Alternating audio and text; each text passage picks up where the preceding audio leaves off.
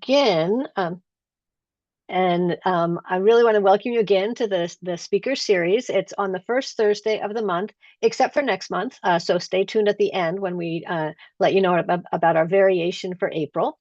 But we are presenting this on the part of the MLRC. We are a research center focused on teaching and learning. And our goal is to advance outcomes for multilingual learners through innovative and socially just research and research practice partnerships. We're part of the University of Wisconsin-Madison School of Education and located within the Wisconsin Center for Educational Research. As I said, I'm Carrie Parker. I'm one of the co-directors. There are two other co-directors as well, John Nordmeyer and Mariana Castro. The speaker series itself highlights research related to the teaching and learning of multilingual learners. We are always looking for people who are doing interesting, exciting new work, and we're able to have that today, definitely. And we're really excited to be able to welcome Ofelia Castro Schepers. She's assistant professor at Purdue University. You know what, Ophelia? I have lost the bio that I had ready for you. So I've got too many screens open.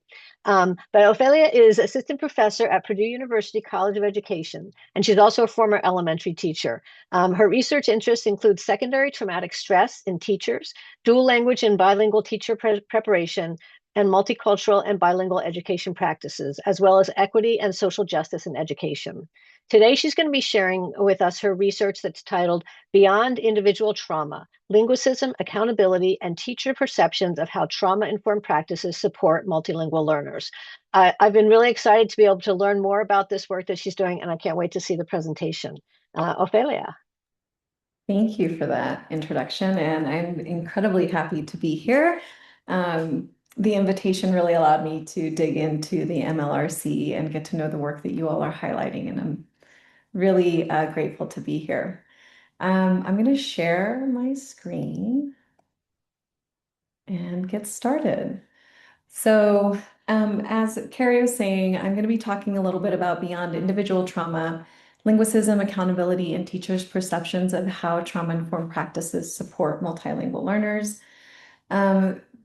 My start in trauma-informed practices of this really started in my first post at MSU Denver, and has really grown into really centering multilingual learners over the last 5 years. And I'm really excited to share this particular research.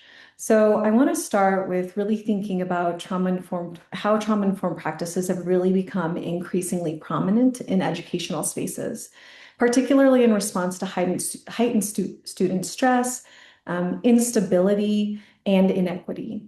And so at the same time, schools are really operating within accountability systems that often intensify pressure on both students and teachers. And for me, a really critical question is what happens to our multilingual learners when these two forces collide? But what's really driving the rise of trauma-informed practices? I think there's becoming a really heightened awareness of the prevalence of childhood traumatic events, right? Anywhere from 46 to 75% of children under the age of 18 experience childhood trauma, right? This experience is different across students, right? Youth of color, ages 12 to 19, are victims of violent crime more often than their white peers. They're 3 times more likely to be victims of robbery, 5 times more likely to be victims of homicide. And it's really, homicide is the leading cause of death among youth of color, ages 15 to 24. Additionally, African American youth living in urban low-income communities, children and youth with disabilities, refugees, children and youth who are homeless and living in poverty tend to have higher instances of these childhood traumatic events. And additionally, right, childhood trauma doesn't only impact children, it also impacts their support systems. And for, me, my interest being in education, really thinking about the impact on teachers. And so it's where I really began my personal experience looking at secondary traumatic stress. And, in the research, some research find that there are some areas that are highly impacted. And in these highly impacted areas where children experience higher levels of secondary traumatic stress through various situations, Born Charter really found that teachers in those spaces experienced higher levels of secondary traumatic stress. Others found that classroom teachers experienced moderate levels, right? They were just an average with, it just being mediated through a normal curve, right? Sprang and Garcia also found this, right? And really the importance of it is, right, like this increase of secondary trauma could also increase and contribute to the poor treatment of children in the classrooms. So what are trauma-informed practices? I think there are variations of what people consider trauma-informed practices. And for me, one of my groundings is really a shifting from thinking about what's wrong with you to what happened to you, right? So set of practices and policies that recognize and understand and address the learning needs of people impacted by trauma. And so I lean heavily on Dorado's work, HEARTS, Healthy Environments in Response to Trauma in Schools, primarily because of the core guiding principles. Of the 6 core guiding principles, there is a highlight on cultural humility and equity, which has, until recently had been really left out of many of the other frameworks and was really important for me. Let's see. So why even, look at trauma-informed practices? There is some effectiveness, really grounding us on at the school level. Really, research shows that when schools adopt trauma-informed approaches, we see improvements in students' academic and social outcomes, along with reductions in challenging behaviors. So there's really growing evidence base to suggest that the practices can really meaningfully shape the school environment. But the effectiveness of these approaches ultimately, right, when we think about the implementation at the classroom level, teachers who use TIP more effectively are less likely, they themselves as well, to experience secondary traumatic stress. And also, there is a gap, right? So I come to this work really understanding and knowing that while it is a great tool to implement, there is forms of accepted trauma context, right? It can really play an important role, but in school settings, trauma is really often conceptualized very limitedly, in limited ways. So individual or family trauma, community violence, poverty-related stress, migration, or displacement. Yet there's far less frequently, we far less frequently recognize the trauma that is produced by schooling itself, particularly trauma enacted through language, which has become a really increasing, glaring omission as I've done this work. But I want to share findings from a larger study to ground the part that really digs into the perceptions of how trauma-informed practices support multilingual learners. And this particular study was on centering trauma-informed practices with novice teachers. It was a longitudinal study that covered 3 years, and it was a research partnership grant, which will be important in the methods that I'll share. So the research questions of this broader study, and you'll notice that gap on language as well is even visible as the study first started, is what is the impact, if any, on TIP-RC, which I'll talk a little bit about that intervention, on novice teachers' TIP knowledge, trauma-informed practice knowledge, and secondary traumatic stress? And is there an interaction between TIP knowledge and secondary traumatic stress? And if so, what is that interaction? And so this was designed as 2 interventions and a control group. The control group was given a delayed treatment. So they received one of the interventions after the study was completed. But TIP-RC, or trauma-informed practice reflective consultations, was one of The interventions and trauma-informed practice online modules was the second. The control group received nothing. They just took all of the measures. TIP RC received monthly consultations, very similarly to they were groups. There were 3 groups, and they were all randomly assigned to each of these 3 areas. And the consultations were elementary, secondary, and an affinity group space in which these first year's teachers gathered and talked about things that were happening in their classroom. They were led by one of the nonprofit organization that we worked with and a classroom leader in a district that wasn't associated with any of the participants. The TIP online modules were 4 online modules that they took in the first and third year of the study. Those online modules were developed very specifically to those 6 guiding core principles to really inform those that were taking it about trauma-informed practices. What is understanding trauma and stress? What, is cultural humility, etc. And they all took each of the measures throughout. Sequential explanatory design was what I used, and it was a mixed method design, starting with the quantitative and really digging into a qualitative piece at the very end of every year. Those that were chosen for the interviews were randomly selected to ask to participate, and then we stuck with those 30 folks throughout the 3 summers that followed every school year.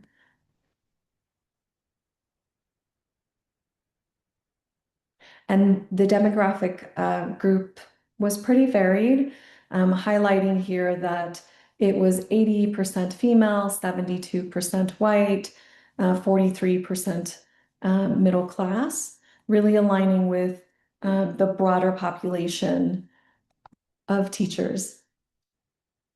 And the measures that we used for the teacher secondary traumatic stress scale, the nonprofit group had a TIP knowledge assessment that they gave after all of their sessions, and the traumatic life events questionnaire to really account for primary trauma so that we could use it as a control, as well as the burnout scale.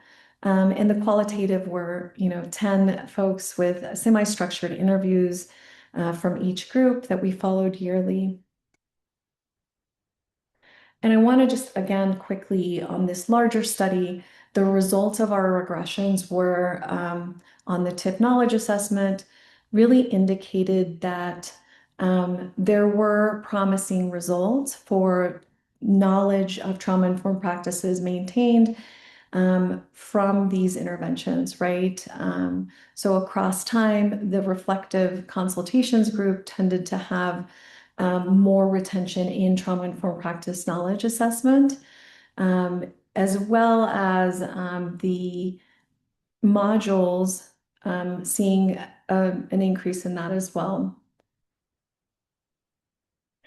And the results for the regression, we noted that both groups had lower secondary traumatic stress, indicating some kind of protective effect.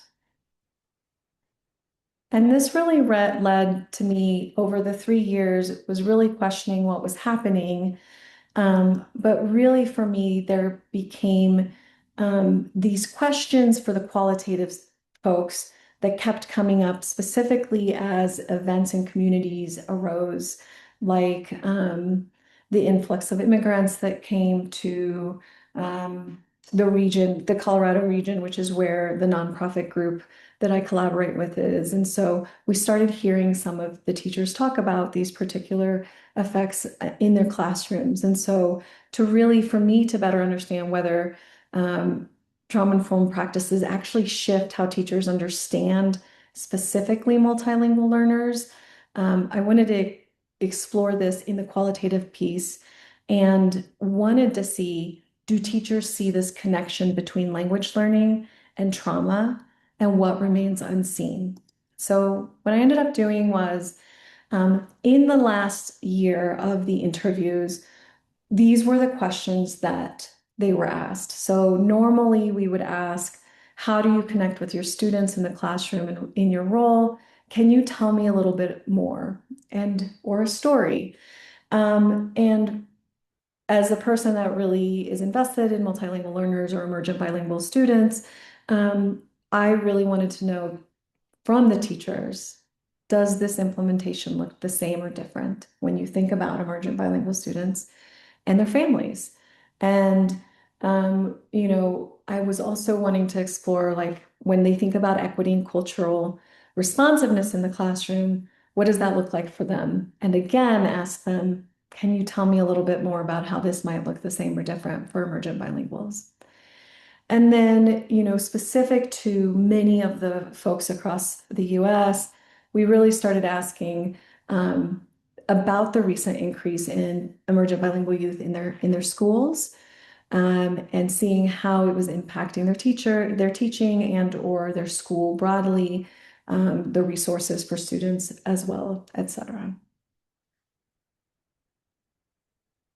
Okay. And so the methods of that particular study, which I want to dig into the most, is we had 26 teachers, 79 interviews overall across those 3 years. And it was semi-structured. We did inductive and deductive approach, iterative coding process. And there were 3 stages of this particular coding.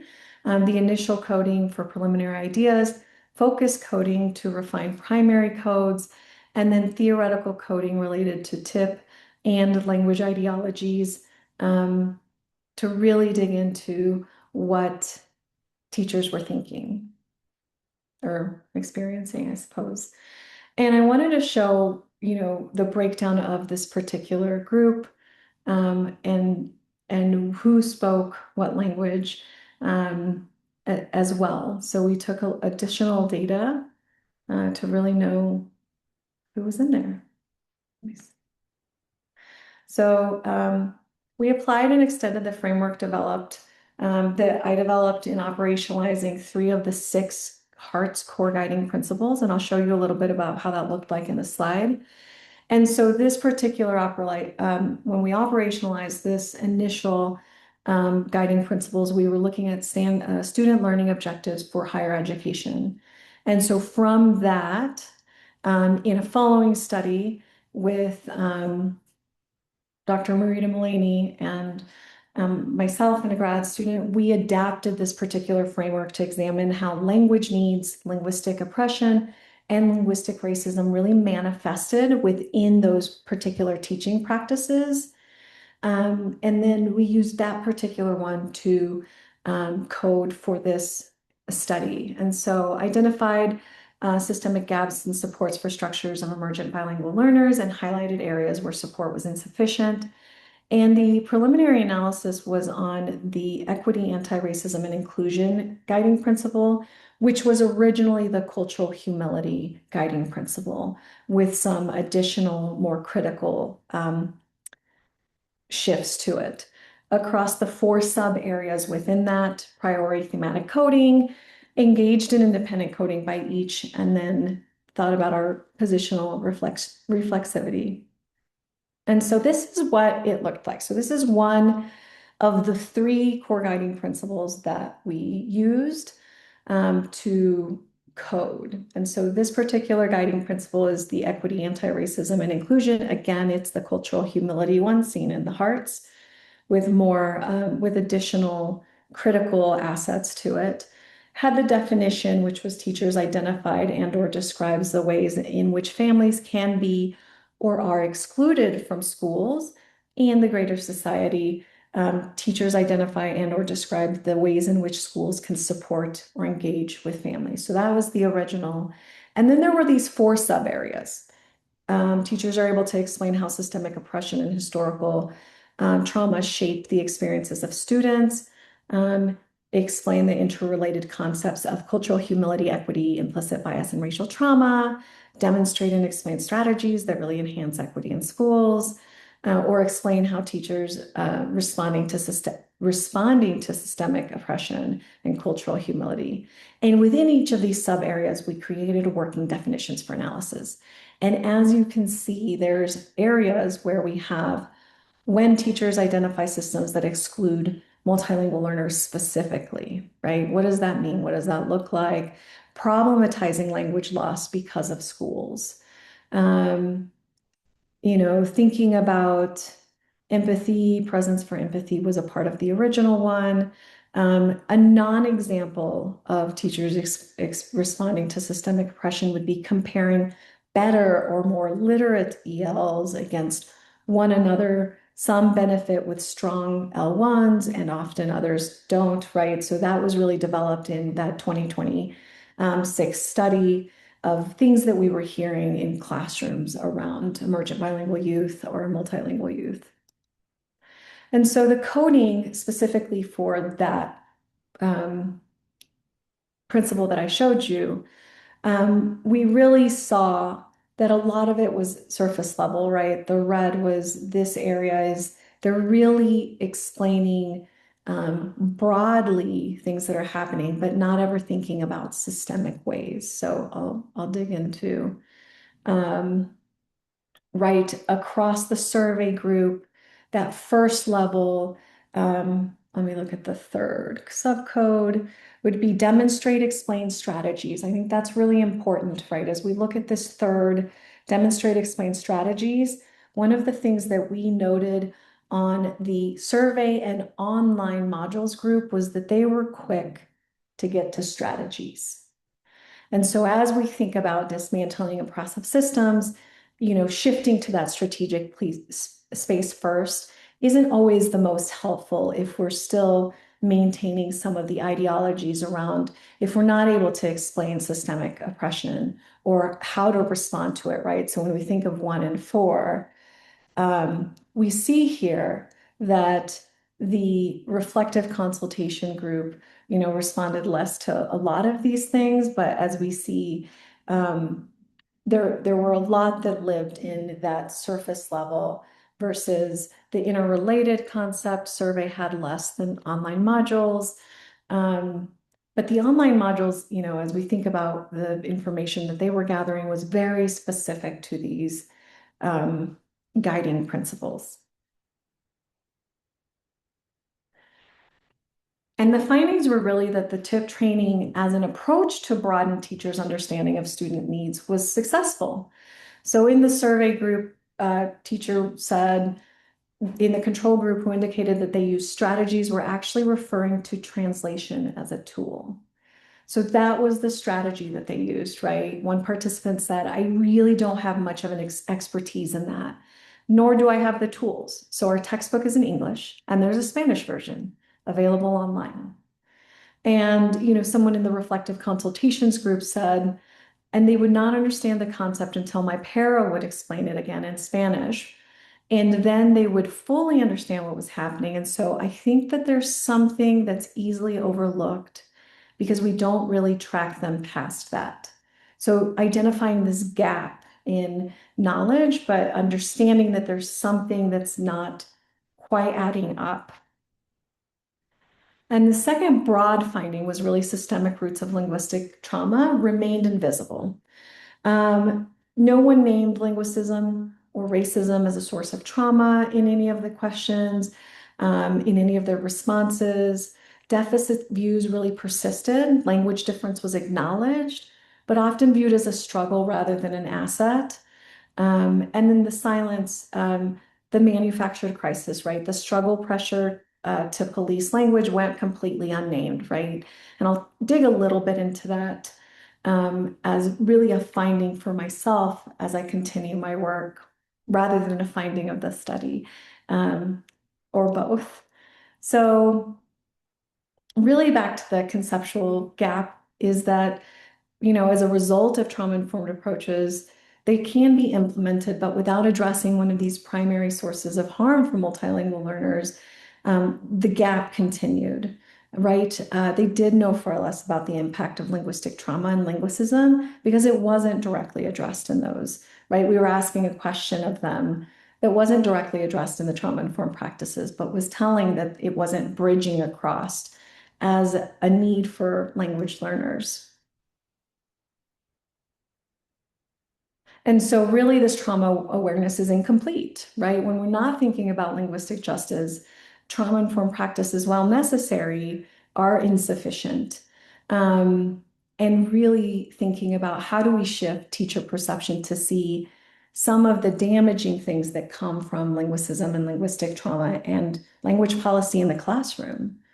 And so in shifting um, this perception and really centering multilingual learners in trauma-informed practices, we get into the tip demands and school system demands. It has to be a systems approach, but at the very least should be considered at the classroom as a system, thinking about the ways in which we as schools also cause harm on students. And so as we were operationalizing the guiding principle, it was glaringly obvious that linguicism and language really weren't there, right? Linguistic racism and linguicism really often refer to this privileging of certain languages and practices while really devaluing others. And in schools, this really often manifests as the elevation of monolingual English norms, as neutral, objective, and or universal. And for multilingual students, language is not just a tool for learning. It's really tied to identity, family, and belonging. And trauma-informed practices really teases, right? They want you to look at identity, family, and belonging, but often language is really left out of that. But it can look like constant correction, surveillance of speech, English-only policies, deficit framing of bilingualism, and then these practices communicate that students' ways of speaking are unsafe, inappropriate, or wrong. And that message is repeated over time, can really cause trauma for students. And additionally, right, it's not just that type of language policing in the classroom, but accountability systems create a systemic pressure and they can really have a pervasive impact, right? One facet that's talked about some within trauma-informed practices because we look at it in a systems approach is that it's rare to consider how accountability as a systemic pressure that is produced by the system itself can be damaging. And really Campbell's law helps explain this, right? It tells us that when a single measure, testing in this case, test scores, become the primary driver of high stakes decisions, that measure really stops being useful and starts doing harm. In fact, the stronger the pressure attached to the metric, the more likely it is to distort reality and how it's used.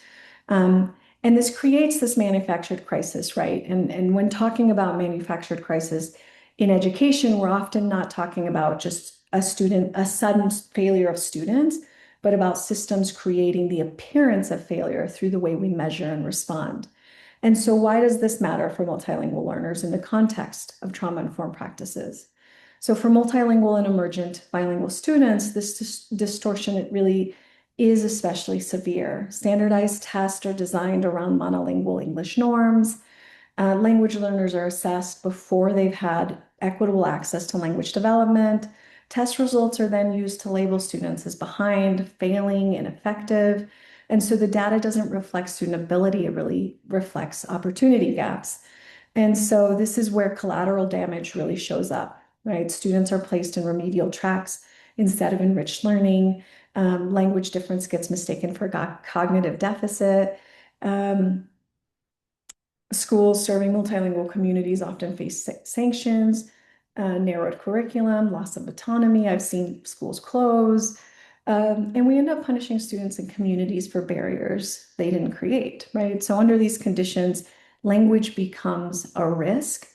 And really, teachers are incentivized by some ways, by these tests, by these pressures to shift into policing of language or push English-only policies within their classrooms.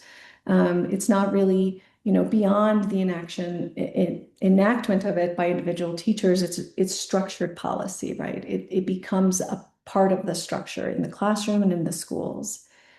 And so the overall finding of this large study that turned into the sub-study was that trauma-informed needs to include linguistically just schooling, and really think about where we're causing harm as teachers, as schools, as systems, if we're going to implement trauma-informed practices, also acknowledging those particular pieces.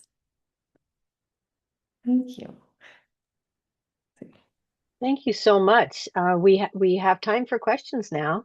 You're getting a lot of hearts and applause in the Zoom.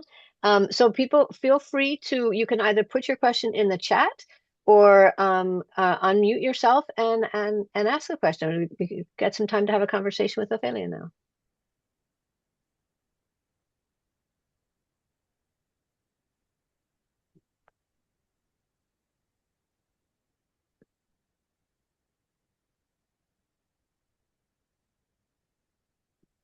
So while people are thinking, I do have a question. And I found it really interesting the connection between the trauma-informed practices and accountability.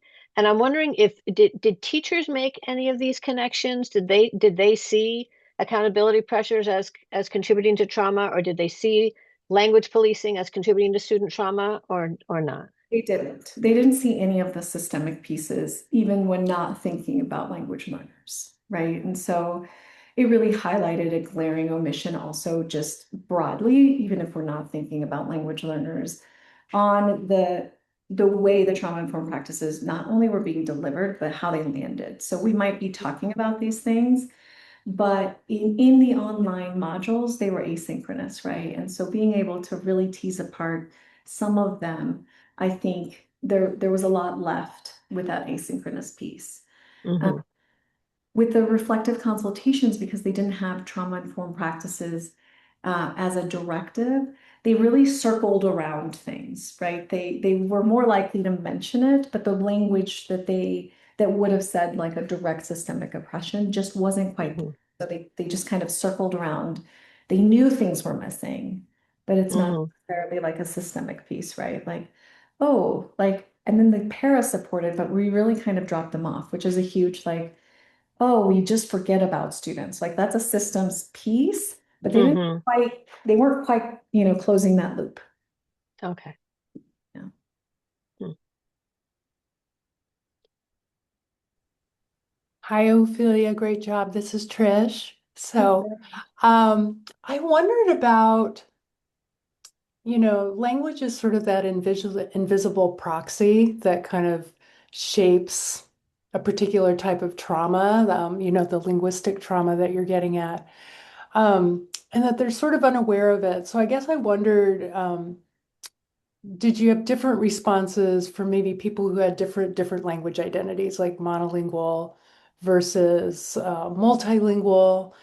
And, also keeping in mind that it's not just monolingual, multilingual in terms of capacity, but you can be monolingual and be very inclusive linguistically, and you can be bilingual and be very, you know, exclusive. So, We saw some inklings of that, not a lot to be definitive, like this is a finding, but we did see both those perspectives, Trish. Like there was people that were really talking about, there were native Spanish speakers that were like, no, these, like they need to learn English. Like this is like that pathway, right? And so really seeing it as a acculturation or assimilation and for their own good. And I think that was, and then we'd see folks. And what I did see is there was this distinction of people that had gone through particular master's programs focused on equity. You could hear that language from those monolingual, the backgrounds were, the shared background really was this, particular master's that they had taken.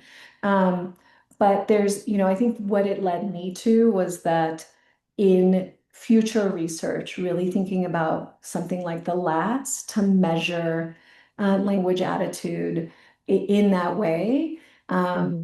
because there's just, I think it's just more compelling for me to think about when we think about language as this dynamic, seen or unseen, to really think about that. And shifting a little bit away from secondary traumatic stress for me is important. I think it was a really great tool, but I think there are more interesting things in the field that I'm pushing into to really think about the impact for trauma-informed practices in those ways.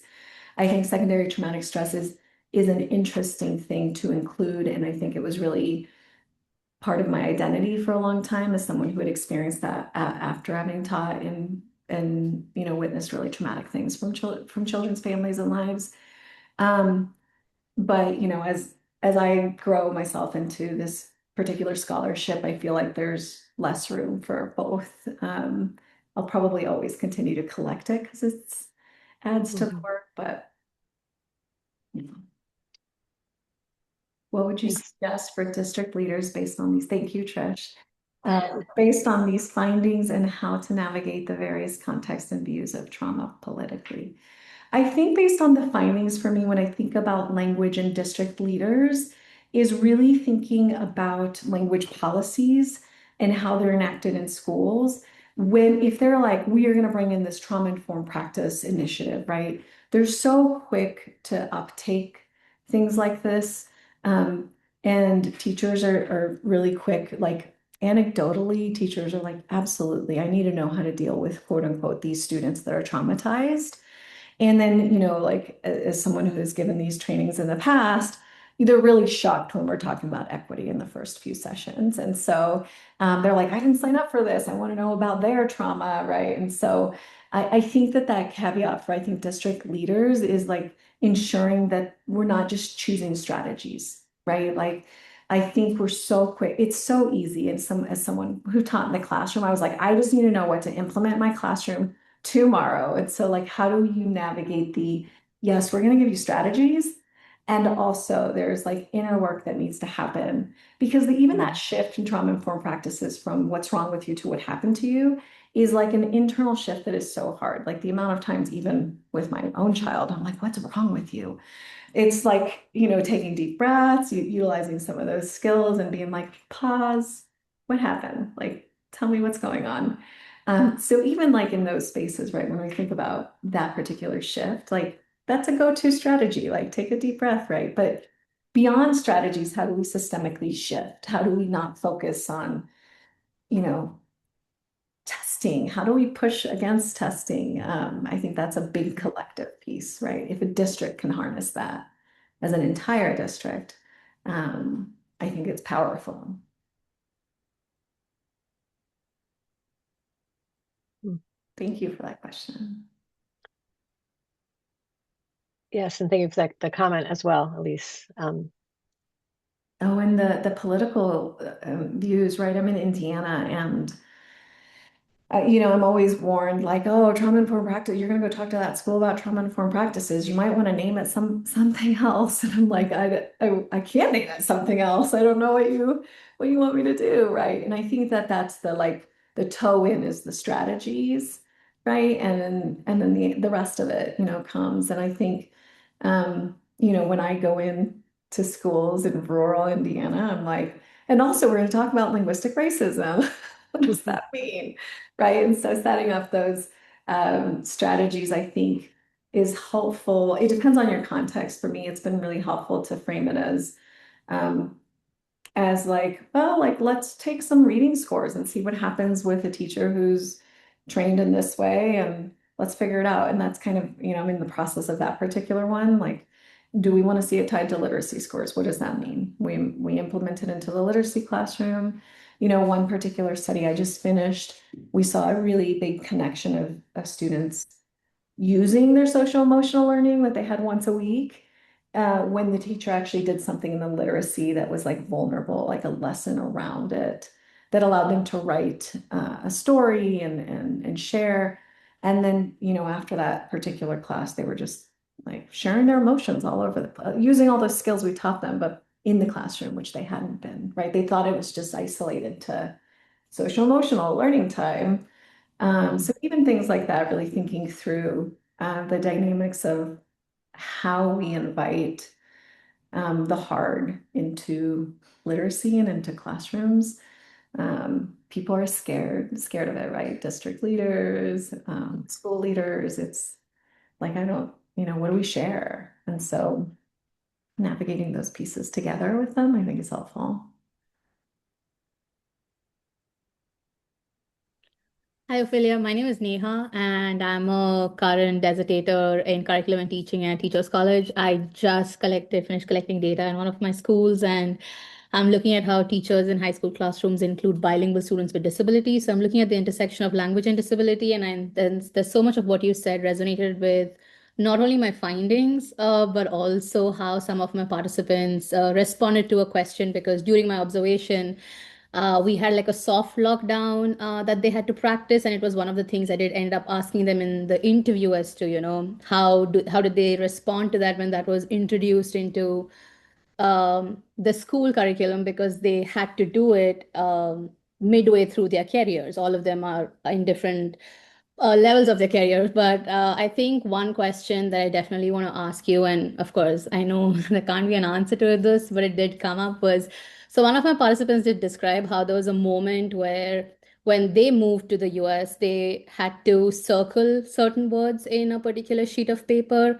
And it goes back to what you spoke of how they're often looked at from a deficit perspective. So your framing of how language is a risk really resonated. But I wonder how high stakes tests can, kind of reinforce that message, especially for bilingual students with disabilities. So the ones who sit at that intersection of being emergent bilingual, but also have IEPs, which are either misdiagnosed or diagnosed too early or not diagnosed. Yeah. Yeah, that's a great question. Slightly outside of my field, but in Yeah. as I think about that intersection of the overrepresentation of my Hmm. students in special education, not knowing as teachers, like, is this language, is this Yes. need, right? I think that Yeah. that's a really hard piece. And when it comes to the assessments, right, even the assessments to see if somebody is in special education, like it doesn't account for language, right? Like Yes. I think it requires a specialist in that area, which as we think about who's going to be that person in a district, that's going to be limited as well, right? Yeah. And advocacy for that, like having teachers that, can at least question it. Like, I don't know if it's language. I don't Mhm. know if it's this, right?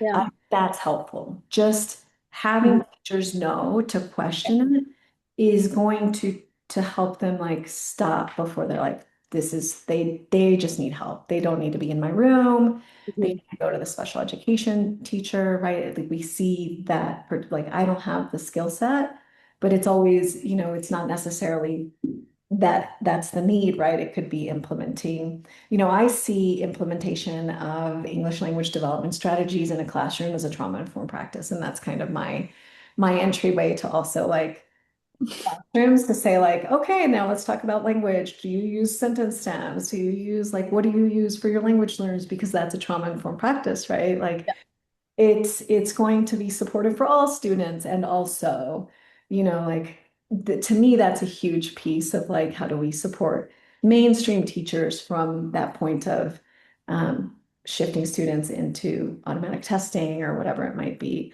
But to your point on like the reinforcement of like I definitely think that testing is just a huge barrier. Testing and funding. So as Yeah. a middle schooler who had been myself who had been in schools, just English language schools the entire time, I was always put in ESL until I, tested out of it. But somewhere along the line, I got re-put back in for funding Mhm. purposes. Right. And I don't know why little me at some point was like, I'm just going to sit in the office until they test me out because I want to go to speech. I don't, the elective, I don't want to go to ESL and do worksheets to Yeah. label cats and dogs, right? And it was just like this huge, like I still remember like sitting in that one class. They forced me to go for a week and missing out like on that elective and like to say that like funding is tied to that, right?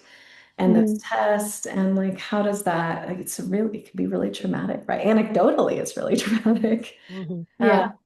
but yeah, I don't think I answered your question. No, I think this is good because I recognize that the population I'm working with, like I said, sits at that intersection. And so far, most research is also only primarily looks at only either special ed or language, not Mhm. recognizing that some students kind of meet both categories. And that's why I was so passionate about my research because I know that there is that gap. Not that I'm trying to fill a gap, but I'm trying to like say that, hey, we need to do this type of research because when we think about students with IEPs, they also are some students who do have language barriers. And I think that's why I found my research fascinating. And there was a couple of other statements which of course I've made note of, and I don't want to take everybody else's time, Mhm. but I'd love to like find out more about especially the systems, because I'm using chat, which is cultural historical activity theory, as my framework, which does look at systems. It looks Mhm. at how activity systems within the school function and interact with each other. So I found that perspective of your presentation also extremely fascinating, but I'll open the floor, I'll leave the floor for somebody else to like step in. But I think your presentation was extremely, very, very informative. So thank you for that. Thank you. Thank you. Are there other comments or questions?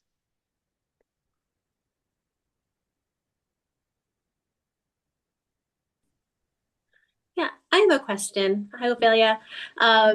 You talked about ways that leaders can support teachers, but when I think about where, these monoglossic English only ideologies, the focus on testing, where that comes from, a lot of times it's from leaders who are, experiencing pressures from above them. So I was wondering, have you done any work with the district leaders that you worked with? And if so, I'd love to hear about it. And if not, what would you recommend for leaders in terms of supporting them in terms of shifting their thinking? Because it's hard for a teacher to shift their thinking and practice when the pressures from above are Mhm. encouraging them to go in a particular direction.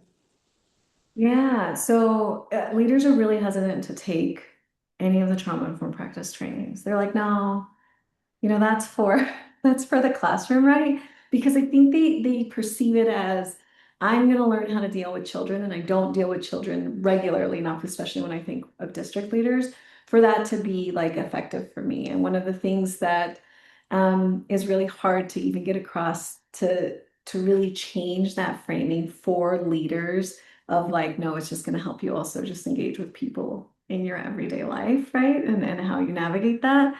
But as far as like, I haven't done much with district leaders. The one that I worked with really closely with, this is the reason I got let into the door. It wasn't trauma-informed practices. It was, I'm going to really focus on multilingual learners. I want to see how these practices, which include English language development, right? Seeing those keywords of monoglossy, like that's so I played into the like, they're like, yes, we actually have no resources for that. So you can come in and support. And it wasn't the trauma-informed practices so much so that it was like I was going to help create English speakers like fully. That was their perception. And it's such a huge gap of thinking of how do we shift language ideologies and show that there's, positive that trickles down into the classrooms. I love that perspective and thinking about how, if at the end of the day it's a systems problem, who can change that system and who do we reach to? And I think district level, leaders and school level leaders are a huge focus. I'll have to partner with somebody that, does the higher administration pieces of research, but yeah, thank you. Sounds like the next stage of your research on this. Great, thank you. Any other questions? No?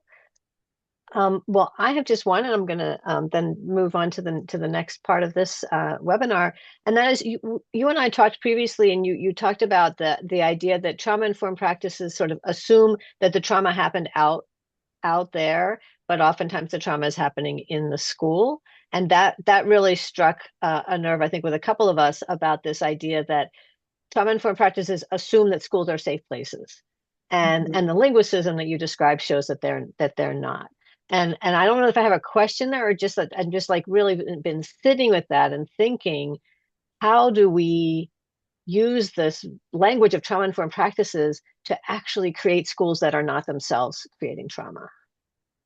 Yeah, I mean, I think that that was the biggest, when I first started partnering with someone on trauma-informed practices, like to that point, it was just everything I heard, I'm like, schools are a safe place. And I'm like, no, they weren't. Right? Like I was sitting there Yeah. listening to this presentation. I'm like, what makes you say that? Like, I get it. We all experience trauma, but like that's not the case, right? Hmm. For everyone, that's not the case for everyone. And so for me, it's always been, you know, as teachers of record in a classroom, we're actually positioned, those mandated reporter pieces also position us in a way to be vigilant on students. And when students' lives look different than what we expect love to look like, we start seeing neglect, right? When students' lives look different of what we think parent involvement should be, again, we see a deficit.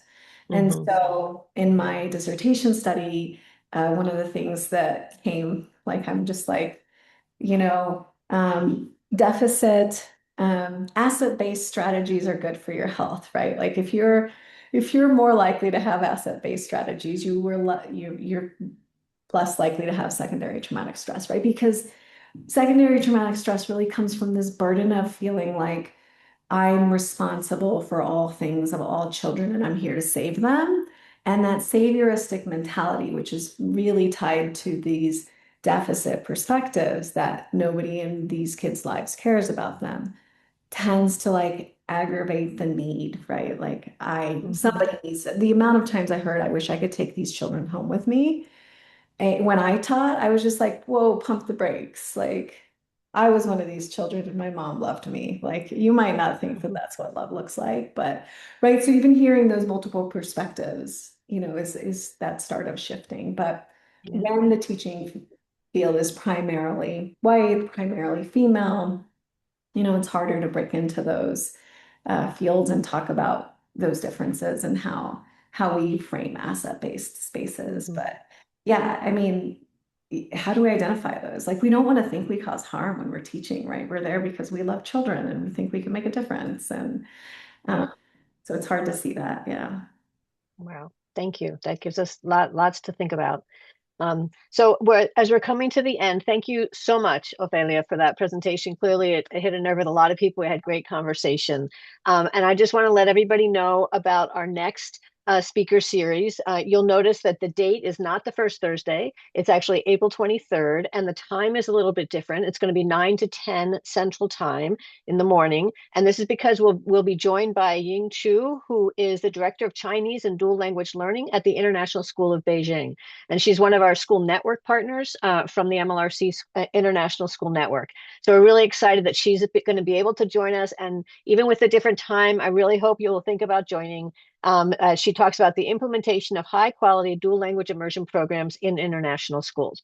And you can register right now either with the, I'll put that in the chat, the link, or you can just use the QR code. And we hope to see you next month. And then our last in the series for this academic year is on May 7th, and that will be Manuel Vasquez Cano from Education Northwest. And so stay tuned for more information about what he'll be presenting as well.